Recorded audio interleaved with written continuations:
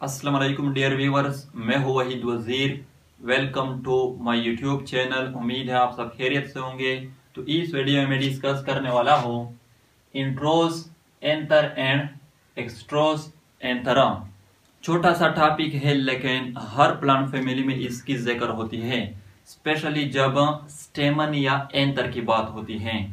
तो ये तो आप सबको मालूम है कि फ्लावर के 4 मेन पार्ट होते हैं, जिसमें से एक जो है वो है स्टेमना, यानी जो मेल रिप्रोडक्टिव पार्ट होता है फ्लावर का। स्टेमन के फर्दर 2 पार्ट होते हैं, एक को हम कहते हैं फिलामेंट और दूसरे को हम कहते हैं एंथरा।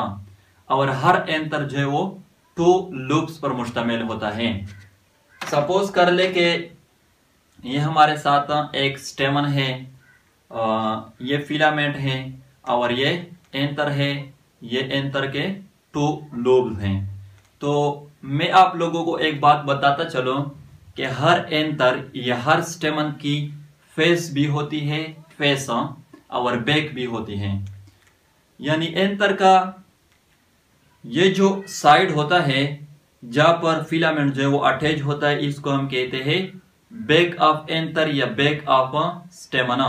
और ये जो पार्ट होता है या साइड होता है एंथर का, इसको हम कहते हैं फेस ऑफ एंथर या फेस ऑफ स्टेमना।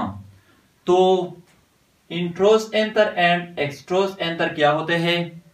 अगर किसी फ्लावर में एंथर का ये जो फेस है ये सेंटर की तरफ है, पिस्टल की तरफ है, यानी इस तरह यहां पर इस एंथर का जो फेस है ये फ्लावर की सेंटर की तरफ है, पिस्टल की तरफ है।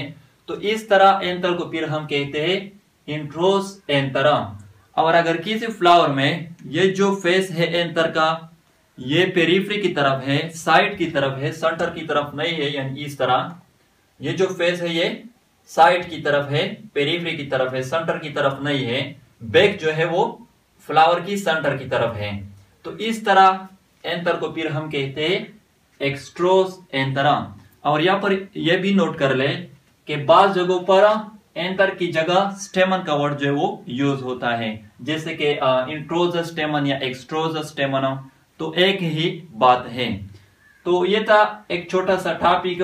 अगर वीडियो अच्छी लगी हो तो लाइक भी करें, कमेंट भी करें। अगर अभी तक चैनल को सब्सक्राइब नहीं किया है तो चैनल को भी सब्सक्राइब करें। थैंक यू एंड खुदा हाफिज।